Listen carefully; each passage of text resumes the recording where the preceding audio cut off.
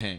آئیے تمہیں کہانی دل آویز سناؤں، اسلام کے عروج اور بانک پن کی مختصر کہانی آپ دیکھ لیں کہ حضور جب جلوہ فراز ہوتے ہیں مکے میں تو اللہ کا گھر 365 بتوں سے بھرا ہوا ہے۔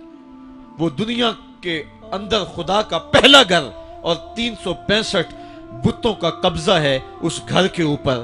پھر حضور آئے اور دعوت دین دی اور آقا کریم علیہ السلام نے ان بتوں کے لوث سے کعبہ کو پاک کیا۔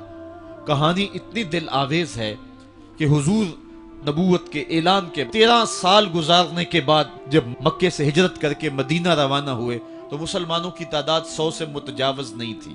جن لوگوں نے ہجرت کی ہے تاریخ پڑھیں۔ سن 2 ہجری کو بدر کے مقام پہ حق اور باطل کا پہلا ٹکراؤ ہوتا ہے۔ مسلمانوں کی تعداد 313 تھی۔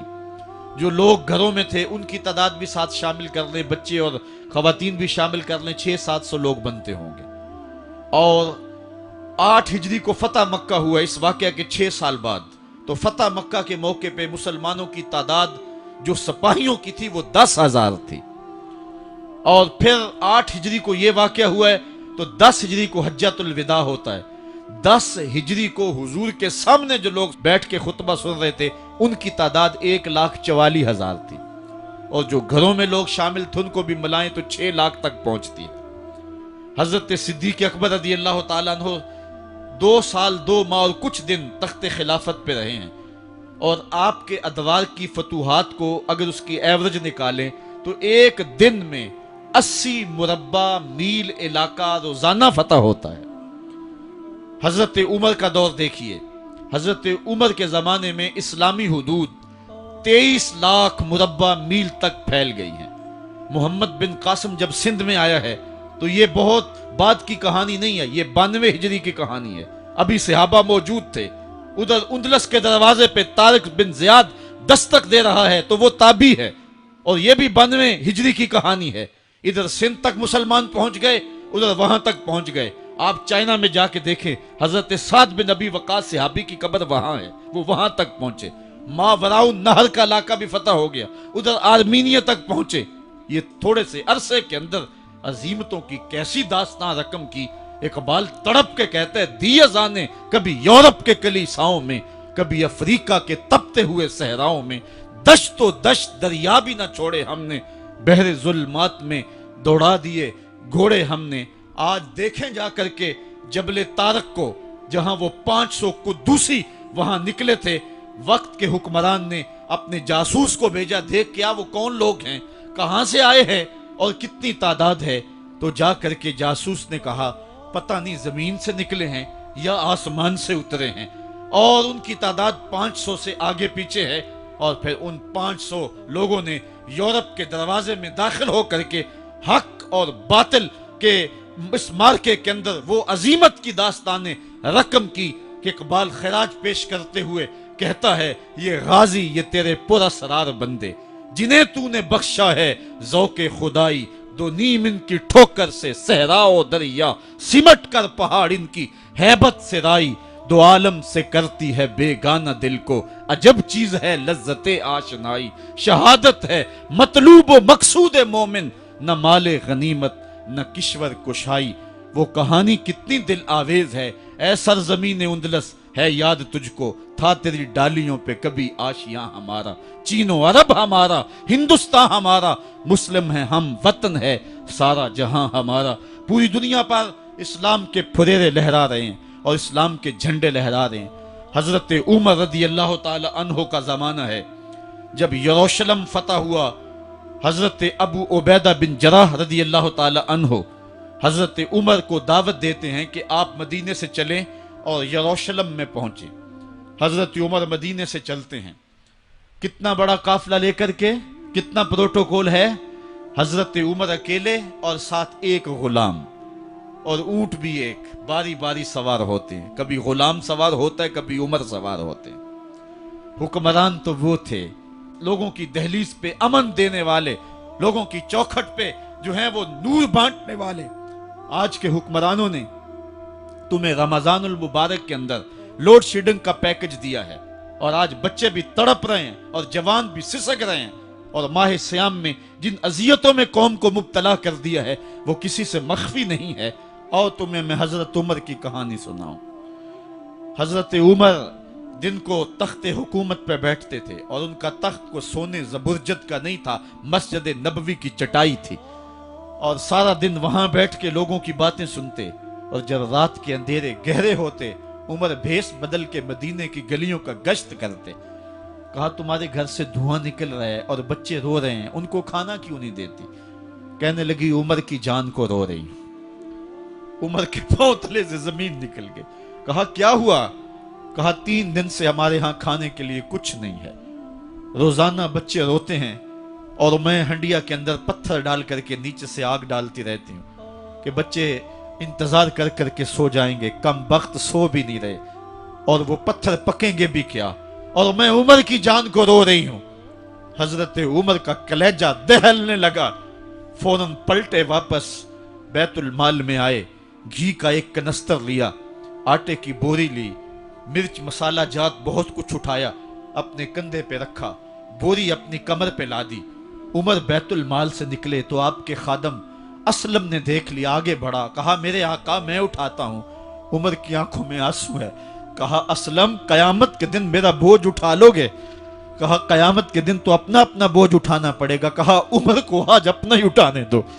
हजरत उमर वो घी का कनस्तर और वो आटे की बोरी सर पे उठाए हैं और उस खातून के घर जाते हैं और दस्तक देते हैं। वो जब देखती है उसकी जान में जान आ जाती है। कहा जल्दी जल्दी आटा गूंदो, और उमर सब्जी काटने लग जाते हैं।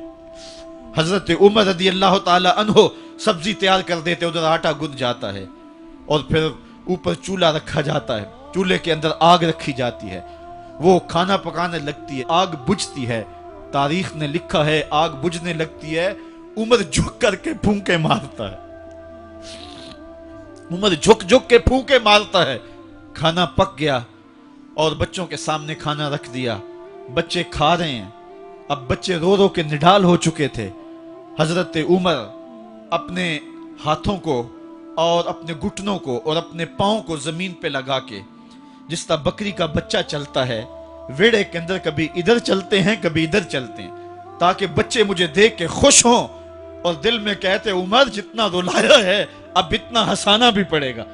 तो कभी उमर अमीरुल मोमिनीन, ये मैं किसी आज के जो है वो लोगों के वोटों पे मुंतखब होने वाले हुक्मरान की कहानी नहीं सुना रहा, मैं उस उमर की कहानी सुना रहा हूं जो 23 लाख मुरब्बा मील का हुक्मरान है, आधी दुनिया का बादशाह है। हजरत उमर जो है जिस तरह बकरी का बच्चा चलता है, इस तरह अपने हाथ और अपने घुटने जमीन पे टेक करके जो है वो इस तरह चलते हैं। बच्चे उमर को देख के मुस्कुराते हैं। जब बच्चे मुस्कुराने लगे तो हजरत उमर ने उस खातून से कहा बुढ़िया उमर को माफ कर दे। उसने कहा तू इतनी हमदर्दी क्यों करता है? कहा उमर बेचारा बड़ा फंसा हुआ है, फिक्र है उसको यरमूक को, फुस्तातो हुलवान की, जब फतह है मिस्र तो तैयारी है ईरान की। आते जाते वफद से मुलाकात भी करता होगा, आते जाते वफद से मुलाकात भी करता होगा, और शब को मालूम हालात भी करता होगा। कांटों में उलझी हुई बेचारे की जान है, नींद उसको भी आती है, आखिर वो इंसान है। मेरी बहन उमर को माफ कर दे। उसने कहा नाना उमर की बात मेरे सामने न कर, कयामत का दिन होगा, उमर का गिरेबान होगा और मेरा हाथ होगा। जब उसने ये बात कही तो उमर बर्दाश्त न कर सके, बच्चों की तरह बिलक बिलक कर रोने लगे। कहा वो बदनसीब उमर तेरे सामने है, आज ही कहला जो कहना है, कयामत के दिन मुझे माफ रखना। उसने कहा तू उमर है? कहा बदनसीब उमर तेरे सामने खड़ा हूं। मेरे उमर कहते हैं अगर दजला के किनारे एक बकरी का बच्चा भी प्यासा मर गया, उसका हिसाब भी उमर से लिया जाएगा। अल्लाह अकबर। मैं इस हजरत उमर की कहानी सुनाने लगा था। हजरत उमर निकले यरूशलेम में, एक ऊंट है एक गुलाम है, कभी वो सवार होता है कभी आप बारी मुकर्रर की है। जब करीब पहुंचे यरूशलेम के तो उमर की बारी नकेल पकड़ने की और गुलाम की बारी ऊपर सवार होने की आ गई। गुलाम ने कहा आका मैं मर्जी से अपनी बारी छोड़ता हूं, आप आ जाएं, दुश्मनों के मफतूहा इलाके में आ रहे हैं, ताजा ताजा इलाका फतह हुआ है, इस्लाम की शान व शौकत जाहिर हो। उमर ने कहा इस्लाम की शान व शौकत ऐसे जाहिर नहीं होती है, अपनी बारी पे तुम बैठोगे, अपनी बारी पे मैं बैठूंगा। लोग मुंतजिर खड़े हैं, دور سے جب دیکھا کہا اس کی ہیبت سے کانپتے تھے ہم، یہ تو کوئی حبشی لگتا ہے، رنگ کالا ہے، ہونٹ موٹے ہیں، اس سے تو زیادہ حسین اس کا غلام ہے جو آگے آگے چل رہا ہے۔ حضرت ابو عبیدہ نے کہا دھوکہ کھا رہے ہو، ہمارا آقا وہ نہیں ہے جو اونٹنی کے اوپر سوار ہے، ہمارا آقا وہ ہے جو لگام تھامے آگے آگے چل رہا ہے۔ حضرت عمر رضی اللہ تعالیٰ عنہ کو آگے بڑھ کے جابیہ کے مقام پہ حضرت ابو عبیدہ بن جراح نے استقبال کیا، تو حضرت عمر آگے بڑھے اور انہوں نے آگے بڑھ کر کے حضرت ابو عبیدہ کے دونوں کندھوں پہ ہاتھ رکھا، اور سنو حضرت عمر نے کیا کہا، کہا لا الہ الا اللہ انا کنا اذل قوم فاعزنا اللہ بالاسلام، کہا کہ لا الہ الا اللہ، اے ابو عبیدہ بن جراح، ہم ایک ذلیل قوم تھے اور اللہ نے ہمیں اسلام کی وجہ سے عزت عطا کی ہے۔ اور میں تمہیں ایک تاریخ ساز بات کہنے لگا ہوں، اور وہ یہ ہے کہ جب تک ہم اس عزت والے اسلام کے دامن کو تھامے رہیں گے ہماری عزت قائم رہے گی، اور جب اسلام کے علاوہ کسی اور جگہ سے عزت ڈھونڈیں گے تو رسوا کر کے رکھ دیے جائیں گے۔ یہ ہے وہ خلاصہ جو حضرت عمر نے امتوں کے عروج و زوال کا بیان کیا ہے۔ اس امت کو جو خیرات ملی ہے تخت و تاج کی، وہ پینٹاگون سے نہیں ملی، وہ واشنگٹن سے نہیں ملی، وہ وائٹ ہاؤس سے نہیں ملی، وہ محمد عربی کے جوڑوں کا صدقہ ملی ہے۔ اس لیے جب ہم نے اسلام سے انحراف کیا، پاکستان حاصل کیا گیا تھا، پاکستان کا مطلب کیا؟ لا الہ الا اللہ، ہم نے اس نعرے کو چھوڑ دیا ہوا ہے، ہم نے انحراف کر دیا ہے۔ آج ہماری نظریں مغرب کی طرف لگی ہیں کہ تخت و تاج اس سے نصیب ہوتے ہیں، اور دنیا کے اوپر ہم رسوا ہو کے رہ گئے۔ ہماری پستی، ہماری زبوحالی، ہماری ذلت کا سبب یہ ہے کہ جس جگہ سے ہمیں عزت ملی تھی ہم نے وہ مرکز ہی چھوڑ دیا ہے۔ اس مرکز حیات کو، اس مرکز زندگی کو، اس مرکز عزت کو ہم نے چھوڑ دیا ہے، اور دنیا کے اوپر ہم رسوا ہو رہے ہیں۔ انہی حضرت عمر کی کہانی ہے۔ وادی تہامہ سے گزر رہے تھے کہ بچوں کی طرح بلک بلک کے رونے لگے۔ کہا عمر جوان آدمی ہو اور بچوں کی طرح بلک کے رو رہے ہو؟ کہا تم نہیں جانتے، مجھے بچپن کی کہانی یاد آ گئی۔ کہا کیا کہانی ہے؟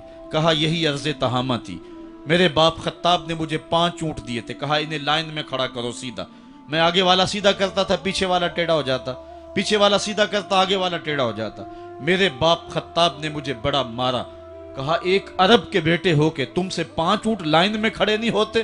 کہا ایک زمانہ عمر پہ وہ تھا کہ اس سے 5 اونٹ لائن میں کھڑے نہیں ہوتے تھے، اور آج شرق سے لے کر غرب تک 23 لاکھ مربع میل کی حکمرانی اور انسان بھی لائن میں کھڑے ہیں۔ یہ محمد عربی کے جوڑوں کا صدقہ نہیں ہے تو اور کیا ہے؟ عمر سے تو 5 اونٹ لائن میں کھڑے نہیں ہوتے تھے۔ تو یہ عزتیں، یہ تخت و تاج، یہ حکومتیں ہمیں حضور کی دہلیز سے ملی ہیں۔ جب ہم نے اس دہلیز کو چھوڑ دیا تو دنیا کے اوپر رسوا ہو گئے اور ذلیل کر کے رکھ دیے گئے۔ آفاق کے ہر ہر گوشے میں قرآن سنا کر دم لینا، اب رکنا نہیں، اب تھمنا نہیں، فردوس میں جا کر دم لینا،